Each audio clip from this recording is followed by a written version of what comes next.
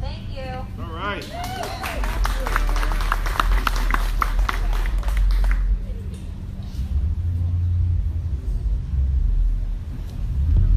Is this on? Yes, I guess it is. Hi, my name is Jamie, and I stand before you as one of the walking wounded. Not of a massacre you heard on TV. I doubt it even made the city news desk. Yes, it was a mass shooting, but it was just one of many in America that day. And as some of you might know, I am a Twitteraholic. But my pinned tweet on Twitter reads, "I'm a gun violence survivor. It was a split second before blood sprayed everywhere and people were dead. To think that a good guy could be in every classroom, it's naive." So school safety. This week has been hard, watching other people grieve, trying to care for them, trying to care for me. I fear I have done poorly on all fronts. All emotions have flashed through my brain and taken their toll on my body, the one place where I don't show scars from the events that changed my life. You know, a lot of people have been scared to go out, to go to Walmart, to go get groceries, to go shopping. And my parents and I rarely fight. I'm blessed to have them in my corner and behind me, proud of me for taking a stand for the values that they instilled in me. Justice for all, equality, to take a stand against bigotry, and to stand with those who are being systemically oppressed. On Wednesday, I mentioned to my mother that I was going to be speaking at this event today. About 7 hours later, my dad called with a strict dad voice, saying, "Jamie, are you insane? This event will be outdoors, and who knows who will be carrying what? And you're smarter than this." Probably other things too, but I stopped listening. I asked him if he was finished. He said no. I told him that I was finished, and if there was nothing else he was going to talk about, I was hanging up. I don't think he believed me until he heard a click. Click? The sound of ammo being loaded? No. Click. This time the sound of an activist speaking her truth. Clicking of keys on a laptop as a survivor writes that she can't stop, won't stop, because you need to know what I've seen. I don't want you to see it. I don't want to hear about people arming themselves because they're afraid.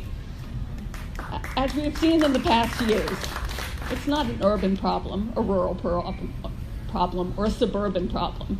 Not a black problem, a white problem, any color problem, except when hatred inspires and radicalizes individuals to go out and kill. And hatred should never be a Hillsborough value. This morning, I woke up to the news that a man in Las Vegas was scoping out to places to kill Jews and members of the LGBTQ community. Dad, that's me, your kid. Do you remember when I came out and there was icy silence in the house while I cried myself to sleep? And on Father's Day, you said you loved me no matter what? Mom, do you remember the bomb threat that was called into the synagogue during the first Iraqi war? How can I stay silent? I can't. So here's my truth. I had just finished up my junior year at UNC. I returned home to New York for the summer, happy as a clam to be blessed with a opportunity to have like a paying internship on Wall Street and to live with my boyfriend in the same apartment in the same city for a whole 3 months.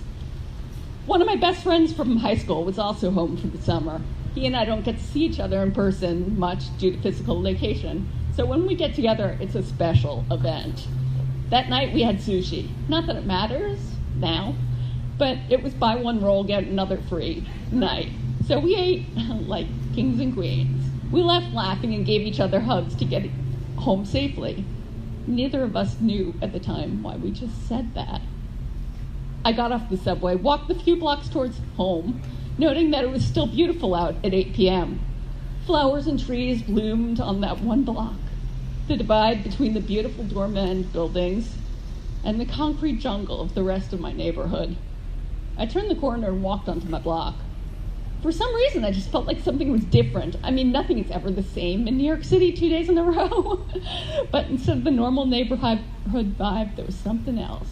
a weird sort of tension, and I wondered if anyone else felt it too. Quick glance, everything was normal. Kids were hanging out, some with ice pops melting in the heat, dropping sticky goo on their shirts. Older men were smoking cigarettes and drinking their liquor from brown bags. Nah, just another day in the neighborhood. Sorry, y'all. Having page-turning problems.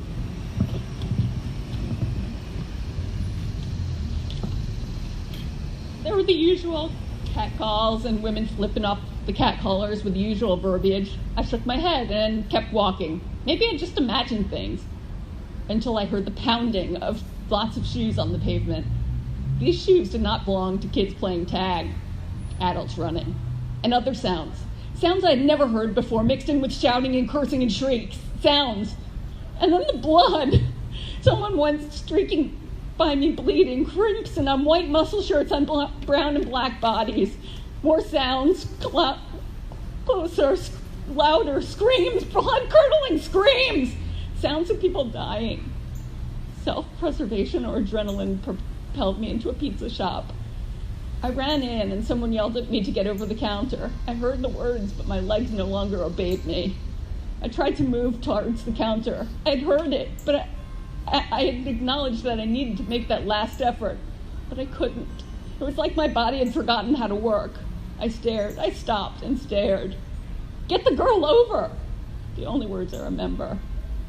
An African-American man jumped up from the safe side, potentially exposing himself to the danger. The owner, he scooped me up and pulled me to safety. The owner was there. I was shaking like a leaf. He pulled me close to him, letting me bury my face in his apron as I started to cry. He held me tighter and tighter, and oh God, was I going to die 2 blocks from home? But I didn't. And when things had calmed down enough, the men started going back to work. My knees were too weak to stand up, and the men came back around me to make sure I was okay. Someone asked me my name. Jamie. My voice sounded weird to my own ears. You're safe with us, Jamie. Some fool went and shot up the... I don't remember the sentence. Did they live here? I said. Stupid question, naive white girl. I thought, and immediately stammered something else. But a laugh. He said, you could live anywhere and see this. Just happens to be here. The owner gave me a pizza and a hug, said to take the pizza home to my man. I tried not to notice the blood spatters. I tried to run home. There were casings left behind on my street. I almost slipped. Or the larger pools, but as much as I kept telling myself it was ketchup, my brain wouldn't accept my delusional fantasies, and I didn't have to put on the TV to see the police tape. And he's right. I could have lived anywhere and see this, in any town, in any place. El Paso, Dayton, and the alphabet of towns that have become infamous. Yet another survivor, yet another haunted soul. I know what rapid fire sounds like. I know what death looks like. I spent the past week trying to use all the tools that therapy has given to me to cope. Yes, it's been hard. And in all of my survivor communities, we've been feeling it in so many ways that it would be impossible to even fully begin to explain. Of course, rage at the fact that we are still having to have new members join the little club of walking wounded, feeling drained, depressed, crying, flashbacks. Oh, well, some people look to us for answers. I have an answer. It's the guns. It's the guns. It's not mental health, not games, not anything else.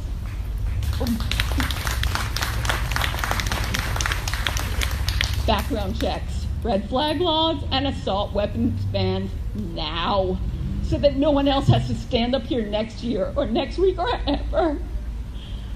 Which brings me back to why we're here today. To stand together as a community and support each other. While hatred doesn't pull the trigger, it sure makes the gun go off. Thank you.